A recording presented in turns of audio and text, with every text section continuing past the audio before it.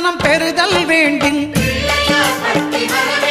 நம் கற்பக பெருமான் உச்சந்தலையில் குருவின் தரிசனம் பெறுதல் வேண்டின் நம் கற்பக பெருமான் உச்சந்தலையில் ஆலமர் செல்வன் அவனது பார்வை தடைகளை நீக்கி வளம் பெருக்கும் நம் கணபதி சிரத்தை காண்கிற மங்கையர் மாங்கல்ய பலமே திடமாகும்